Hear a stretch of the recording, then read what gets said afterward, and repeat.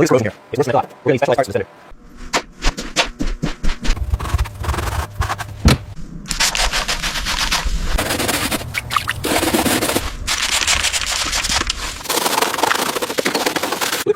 Yeah, it's worse than blueprint shows. We need to address this entire section.